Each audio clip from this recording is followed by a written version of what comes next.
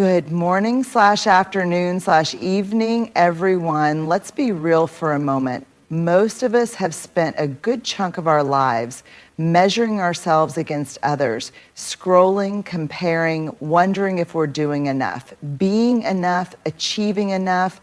We stretch ourselves thin, trying to be everything for everyone. And in the process, we lose sight of the one person who needs us the most. But here's the truth. The more you focus on yourself, the stronger your mind grows. And no, this isn't about shutting people out or living in a bubble. It's about leaning into your own life with intention. Focusing on yourself means embracing vulnerability, not as a weakness, but as the birthplace of strength.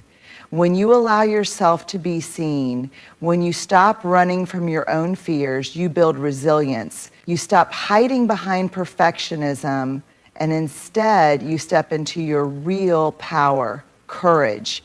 It also means setting boundaries, knowing what you will and won't allow in your life. When you stop overextending yourself to meet the expectations of others, you create space for clarity. And clarity, that's where confidence grows. Here's another hard truth. The moment you let go of comparison, you start to win. Because real success isn't about how you stack up against others, it's about how you show up for yourself. The world doesn't need another version of someone else. It needs the most honest, bold, and fully present version of you. Focusing on yourself isn't easy. Growth never is. It takes courage over comfort. Choosing to have hard conversations with yourself, sitting with discomfort, and showing up when it would be easier to check out. But on the other side of that work, strength, a kind of unshakable, deep-rooted strength that no one can take away from you. So today, I challenge you, turn inward, invest in yourself, set boundaries, embrace vulnerability, and trust that your journey, messy, imperfect, and uniquely yours, is exactly where your strength is waiting to be found. Let's talk about a word that tends to make people uncomfortable: self-focus. Somewhere along the way, we were taught that focusing on ourselves is selfish, that prioritizing our own growth, our own mental well-being, and our own happiness means we're neglecting or abandoning others. But here's the truth. Focusing on yourself is not selfish. It is necessary. It is healthy. It is the foundation of a strong mind. Think about it this way. If you were carrying a bucket with a slow leak, no matter how much water you pour into it, it will never stay full. You can keep adding and adding, but without patching up the holes, it will always feel empty. Now imagine that bucket represents you. Every time you ignore your needs, say yes when you really mean no, or pour into others while neglecting yourself, you're letting your energy drain out.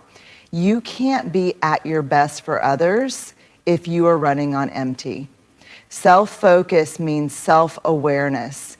It means knowing what fills you up and what drains you. It means recognizing when you need to rest, when you need to set boundaries, and when you need to step back to reconnect with yourself. It is about understanding your own emotions, strengths, and weaknesses, not so you can isolate yourself, but so you can show up fully and authentically in your life. People who take time to focus on themselves, whether that means practicing mindfulness, journaling, setting boundaries, or simply saying, I need a break, aren't selfish. They are wise. They understand that their mental, emotional, and physical well-being matter, not just for their sake, but for the sake of everyone around them. Because here's the paradox. The more you take care of yourself, the more you have to give. When you are whole, when your mind is strong, you can be more present, more generous, and more compassionate. But when you neglect yourself, when you pour endlessly into others without replenishing your own well, resentment builds. Exhaustion takes over. And before you know it, you're operating from a place of depletion, not abundance. So the next time you feel guilty for taking time for yourself, I want you to remember this. You are not responsible for making everyone else comfortable at the cost of your own well-being. You are allowed to step back. You are allowed to say no. You are allowed to focus on yourself without apology. Because when you do, something incredible happens. Your mind grows stronger, your clarity sharpens, your confidence builds, and the energy you bring into the world becomes more powerful, more intentional, and more impactful. Focusing on yourself is not an act of selfishness. It is an act of self-respect. And when you honor yourself, you create a life that is not just good for you, but good for everyone around you too. Vulnerability, it's a word that makes most of us uncomfortable. When we hear it, we often associate it with weakness, with exposure, with the risk of being hurt.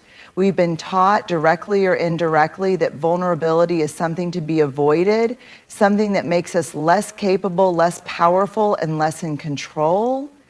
But what if I told you that vulnerability is not weakness, but strength? That it is not the thing that makes us fragile, but the very thing that makes us brave. What vulnerability really means. Vulnerability is showing up even when there are no guarantees. It's speaking your truth when your voice shakes. It's admitting that you don't have all the answers, but you're willing to learn. It's allowing yourself to be seen fully and completely, without the armor, without the mask, without the curated version of yourself that feels safer to show the world. See, we live in a culture that glorifies perfection, control, and certainty. We are constantly told to keep it together, to stay strong, to push through even when we're struggling. But what happens when we buy into that? We start hiding. We suppress our emotions. We build walls. We avoid hard conversations, shut people out, and pretend we're fine when we're really not. And in doing so, we rob ourselves of something essential: true connection, true courage, and true strength. Vulnerability and strength go hand in hand. There is no courage without vulnerability. Think about it.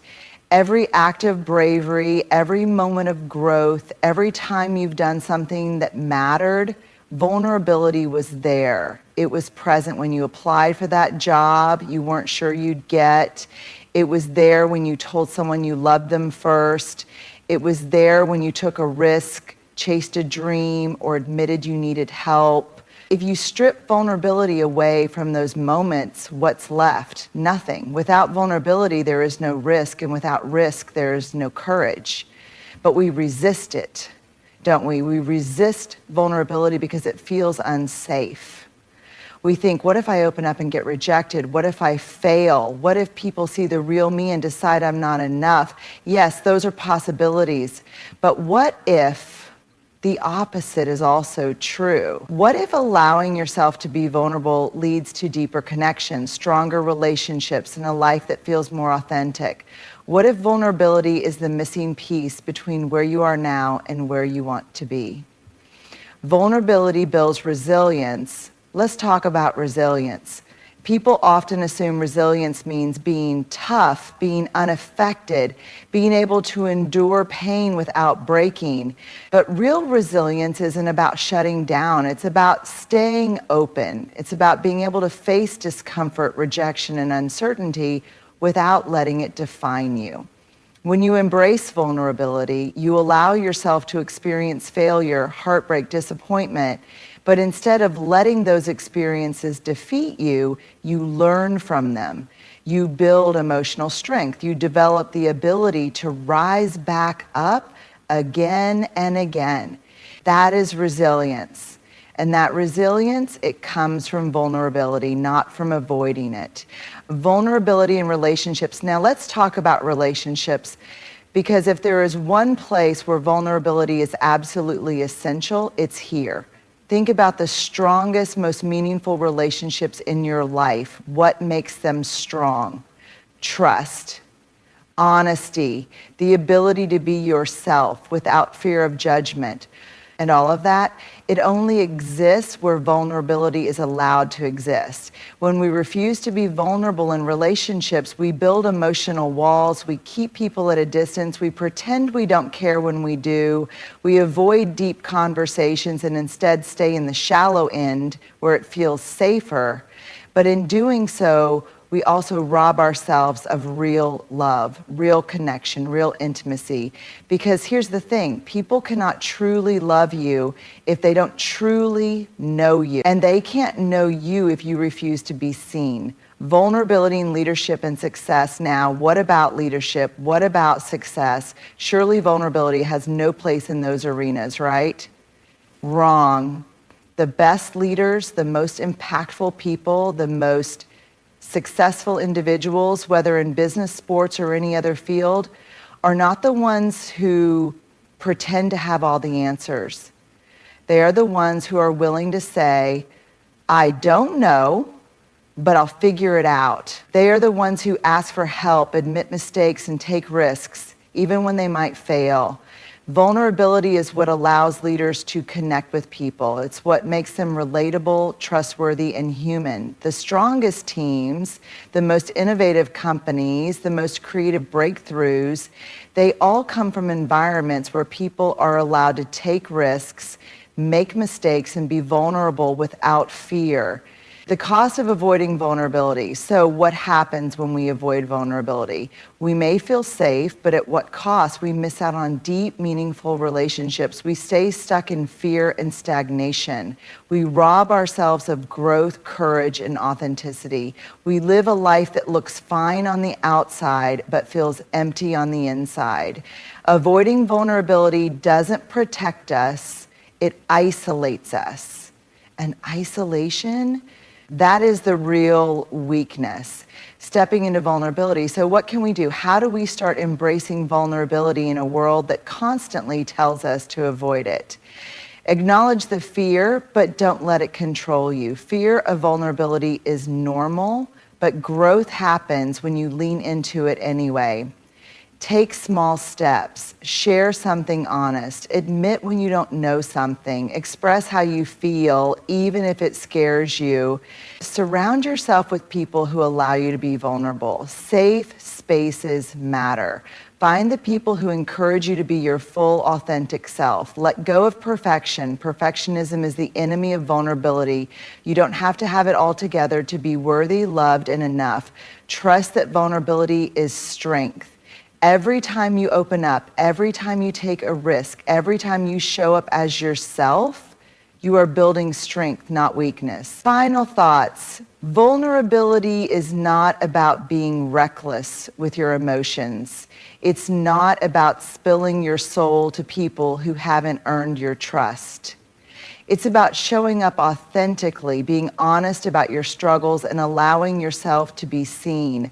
Not just when you're at your best, but in the moments that are messy, uncertain, and real. Because in the end, the strongest minds, the most resilient hearts, and the most fulfilled lives are built not on hiding, pretending, or avoiding, but on courage, openness, and the power of vulnerability. So I'll leave you with this. The moment you stop fearing vulnerability is the moment you step into your true strength. Most of us were never taught how to set them. In fact, many of us were raised to believe that being a good person means always saying yes, always being available, always putting others first, even when it drains us. We were conditioned to believe that setting boundaries is selfish, that saying no is rude, and that prioritizing ourselves means we don't care about others. But let me tell you something. Boundaries are not walls, they are not selfish, they are not cruel. Boundaries are the ultimate act of self-respect. And at the core of every strong boundary, self-worth.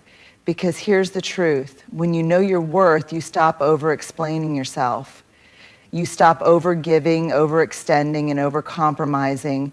You stop trying to prove your value to people who don't appreciate you.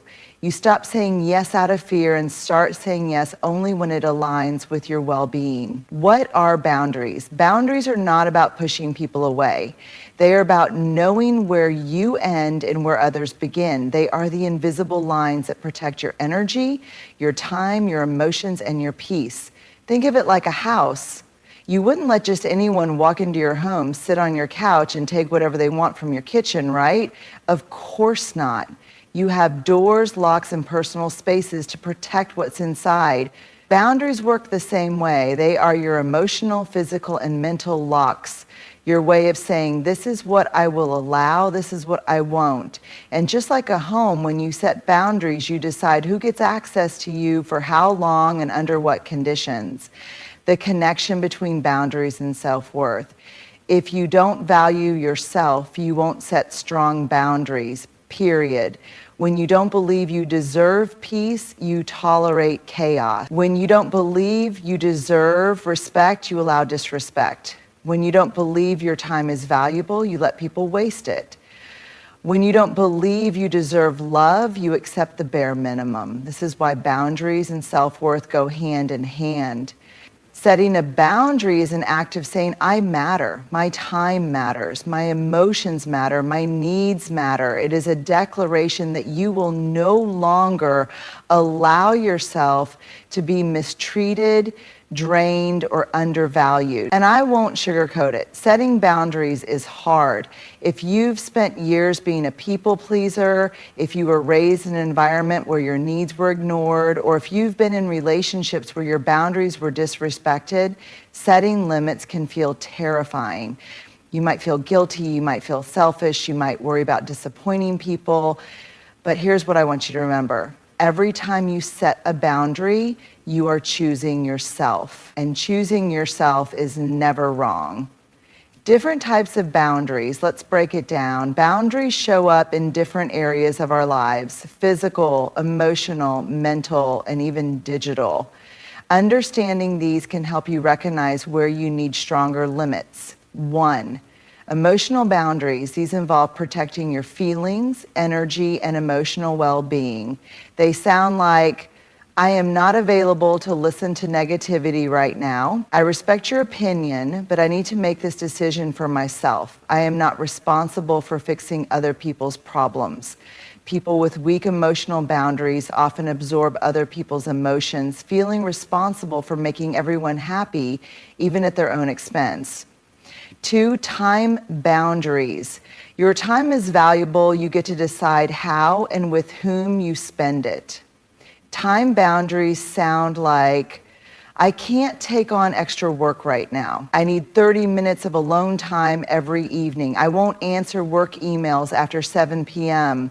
When you don't have strong time boundaries, you become overwhelmed, overcommitted, and burnt out. 3, physical boundaries. These involve your body, your personal space, and your comfort level with physical touch.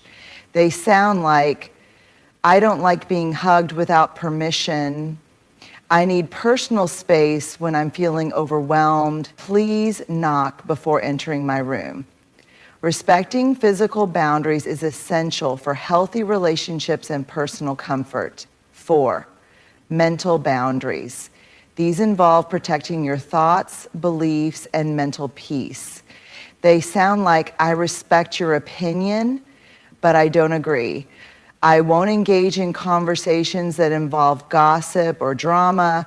I choose not to dwell on things I can't control. People with weak mental boundaries often feel mentally drained, manipulated, or pressured to agree with others just to avoid conflict. 5, digital boundaries. In the age of social media, setting digital boundaries is just as important. They sound like, I don't respond to messages immediately. I don't share my personal life online. I need to unplug from my phone after a certain time. Without digital boundaries, we can easily become overstimulated, anxious, and disconnected from real life. Why people resist your boundaries? When you start setting boundaries, something interesting happens. The people who benefited from you having none will not like it. Some will call you selfish, some will say you've changed, some will try to guilt trip you into going back to the way things were.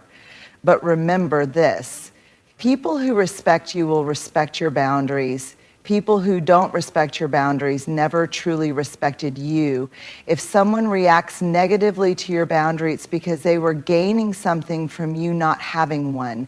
Don't let their discomfort make you abandon yourself. How to start setting boundaries. Get clear on what drains you. If certain people, situations, or habits constantly leave you feeling exhausted, that's a sign you need a boundary. Communicate directly. Be clear, be kind, but don't over-explain. No is a complete sentence. Expect resistance, but don't back down. Not everyone will like your new boundaries, and that's okay. Your well-being comes first. Hold yourself accountable. Setting boundaries is one thing, enforcing them is another. Don't set a boundary and then let people walk all over it. Remind yourself you are worthy. You don't need to earn rest. You don't need permission to prioritize yourself. You are enough just as you are. There's a quiet battle happening in our minds every day. It happens when we scroll through social media, when we see someone achieving something we wish we had, when we measure ourselves against an invisible standard that always seems just out of reach. This battle, comparison. And if we're not careful, it can steal something precious from us, our joy. We live in a world that constantly pushes us to compare. We compare our looks, our success, our relationships, our homes, our bodies, our experiences, sometimes without even realizing it. And the problem with comparison is that it tricks us into thinking we're falling behind, that we're not good enough, that someone else is living the life we were supposed to have. But here's the truth. Comparison is not a roadmap, it's a distraction. And if we let it, it will rob us of the ability to appreciate what is already good, meaningful, and beautiful in our own lives. The illusion of perfection. Let's talk about the biggest culprit in the comparison trap, social media. Never in history have we had such constant access to other people's lives, and not just their real, messy, everyday lives, their highlight reels. We see the perfectly curated pictures, the celebrations, the successes, the new jobs, the engagements, the vacations, the dream lives that seem so effortlessly perfect. And what do? We compare their best moments to our worst ones. We don't see the struggles behind that smiling couple's photo. We don't see the financial stress behind that new house. We don't see the anxiety behind that confident selfie. We don't see the hours of practice, failure, and doubt behind that overnight success. We are comparing our behind the scenes to someone else's edited highlight reel, and we wonder why we feel like we don't measure up. But here's the thing, no one's life is perfect, no one has it all figured out, and every person you compare yourself to has struggles you don't see. Why comparison steals our joy? Comparison doesn't just make us feel bad, it makes us blind. It blinds us to our own progress because we're too busy focusing on what someone else has. It blinds us to our own strengths because we're measuring them against someone else's. It blinds us to our own happiness because we convince ourselves it isn't enough compared to what someone else has. And worst of all, comparison takes the things we once loved and turns them into things we question. Think about it. Maybe you loved your home until you saw someone else's bigger, more modern house. Maybe you were proud of your progress until you saw someone else doing more. Maybe you were happy in your relationship until you saw someone else's picture-perfect romance. Nothing changed, but comparison made you forget what you already had. The cost of comparison doesn't just steal our joy, it steals our confidence, our motivation, and our sense of self-worth. Here's what happens when we constantly compare. We feel like we're never enough. No matter what we achieve, there's always someone doing more, so we never allow ourselves to feel satisfied. We procrastinate or quit. We convince ourselves that if we can't be the best, why even try? We disconnect from gratitude. We stop appreciating our own journey because we're too focused on someone else's. We struggle with resentment. Instead of celebrating others, we start to feel bitterness and jealousy, which only hurts us. And the saddest part, we stop recognizing our own unique path. Because comparison convinces us there is only one way to be successful, one way to be beautiful, one way to be happy. But that's a lie. Your life is meant to be yours. Your journey is not supposed to look like anyone else's.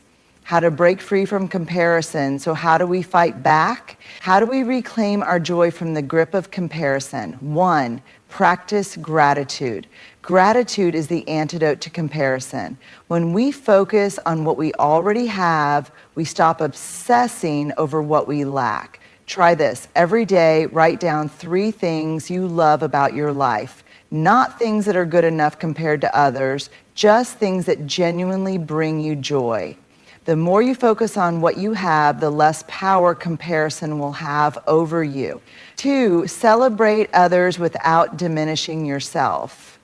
It's easy to see someone else's success and think, why not me? But what if instead we thought, good for them, my time will come. Someone else's win does not mean your loss. Life is not a competition. There is room for all of us to succeed, to grow, and to find happiness without taking it away from someone else. 3 + 8 your own lane. Imagine you're running a race. If you keep looking at the person next to you, what happens? You slow down, you lose focus, you stumble.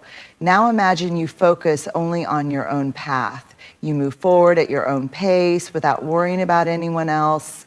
Life works the same way. Your journey is yours. The only person you need to compare yourself to is who you were yesterday. 4, limit your triggers. If social media makes you feel worse, take a break. If certain people make you doubt yourself, step back. Protect your energy. Unfollow accounts that make you feel insecure. Surround yourself with people who lift you up. Choose environments that encourage self-acceptance instead of self-doubt. 5, remember that you are enough right now as you are. Not when you lose weight, not when you get that promotion, not when you achieve some external milestone, right now. Because happiness isn't found in being someone else. It's found in fully embracing who you already are. Final thoughts. Comparison is sneaky. It creeps in when we least expect it. It makes us question ourselves, our progress, our worth. But here's what I need you to remember. You are not behind. You are not lacking. You are not failing. You are exactly where you are supposed to be. And the moment you stop comparing, the moment you stop looking outside yourself for validation, that is the moment you reclaim your joy. Because joy isn't found in having what someone else has. Joy is found in appreciating, loving, and embracing what is already yours. There comes a moment in all of our lives when we are faced with a choice: stay where it's safe or step into the unknown. It happens in big moments and small ones. Do I speak up or do I stay silent? Do I chase this dream or do I play it safe? Do I stand up for myself or do I let it go to avoid conflict? This choice, the decision between courage and comfort, is what defines our growth, our success, and ultimately our ability to live a meaningful life. Because growth does not happen in comfort. Strength is not built in safety. And the person you are meant to become, you don't meet them by staying in the same place. You meet them when you choose courage over comfort. The illusion of comfort. Let's talk about comfort. Comfort feels good. It's predictable. It's safe. It's where we feel in control. But here's the thing about comfort. It's also where dreams go to die, because comfort does not challenge us. It does not stretch us. It does not force us to rise, to fight, to learn.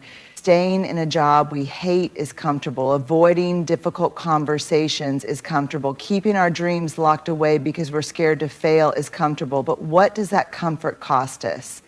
It costs us growth. It costs us opportunity. It costs us the life we could have had if only we had been brave enough to reach for it. And the worst part, comfort tricks us into thinking we are safe, but in reality, it's the most dangerous place we can stay because nothing changes in comfort. And if nothing changes, neither do we. Courage, the hardest, most necessary choice.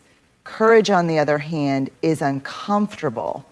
Courage is stepping forward when everything in you is telling you to step back. Courage is saying, I don't know how this will turn out, but I'm willing to try anyway. Courage is doing the thing that terrifies you, knowing that the only way to grow is to walk straight through the fear. And make no mistake, courage is not the absence of fear. Courage is being afraid and doing it anyway. Because here's the truth. No one who has ever achieved anything great did it by staying comfortable. Every successful person you admire, they faced rejection, self-doubt, and fear, but they chose courage over comfort.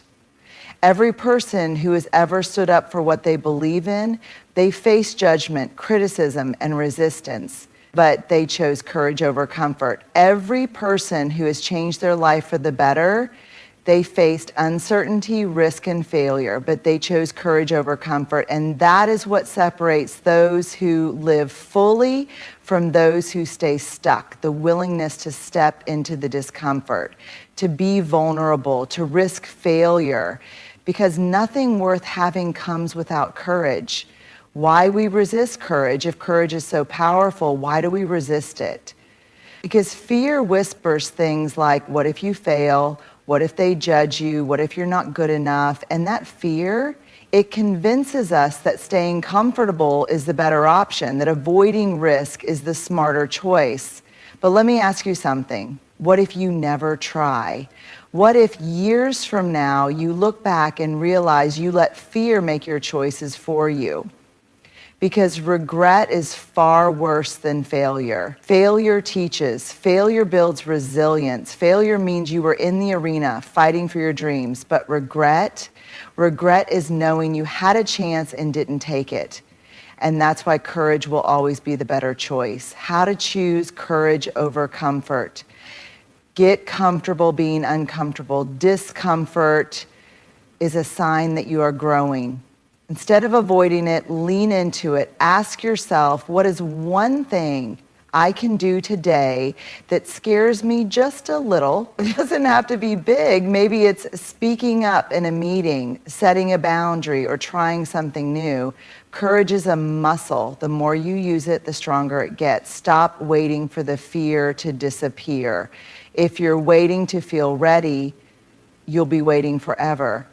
Fear doesn't disappear. You just get better at walking through it. Reframe failure. Failure is not a reflection of your worth. It's proof that you tried. And trying is always better than wondering, what if? Surround yourself with courageous people. The people around you matter. Surround yourself with people who take risks, who chase dreams, who choose courage. Their energy will push you to do the same. Ask yourself, what's the worst that can happen? Most of the time, our fears are exaggerated. We think we'll fail and it will be the end of the world. But will it? If you fail, you learn. If they judge you, so what? If it doesn't work out, at least you tried. And that is always better than staying stuck. Final thoughts. Every day you have a choice. You can choose comfort and stay the same, or you can choose courage and step into the life you were meant to live. No, it won't be easy. No, it won't be without fear. But every great thing in your life, it's waiting on the other side of courage. So take the step, say the words, do the thing that scares you. We live in a world that constantly tells us who we should be. Be more successful, be more likable, be more productive, be more attractive. It's exhausting. And if we're not careful, we start molding ourselves to fit expectations that don't even belong to us. We start filtering our words, our choices, even our dreams, trying to be the right kind of person, the one who will be accepted, admired, or validated. But here's the truth. The strongest version of you is the most authentic one. Not the version of you that tries to please everyone, not the version of you that hides parts of yourself to fit in, not the version of you that sacrifices your values for approval. The real you, the one who owns your story, your voice, your truth, that is where your strength comes from. Why we struggle with authenticity. If authenticity is so powerful, why do we struggle with it? Because being yourself is risky. We fear judgment. We fear rejection. We fear that if we show up as we truly are, we might not be enough. So we create masks. We pretend to have it all together when we're really struggling.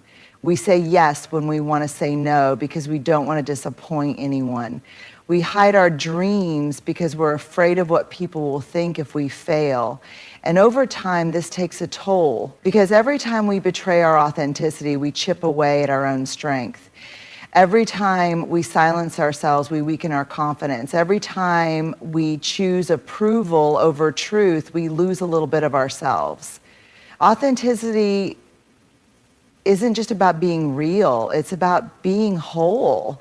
And when we deny parts of ourselves, we are never fully at peace. The strength that comes from authenticity, when you live authentically, you step into a different kind of power. Authenticity builds inner strength. When you stop pretending, stop performing, and start embracing who you truly are, you build resilience. Because suddenly, you're not living for other people's approval. You're living from a place of deep self-acceptance. And self-acceptance, that's unshakable. Because when you are rooted in who you are, outside opinions lose their power over you. Authenticity creates confidence. Confidence doesn't come from trying to be perfect. It comes from knowing you are enough, exactly as you are. Think about the people you admire most, the ones who seem magnetic, unapologetic, and powerful. It's not because they're perfect, it's because they are real. They are comfortable in their own skin.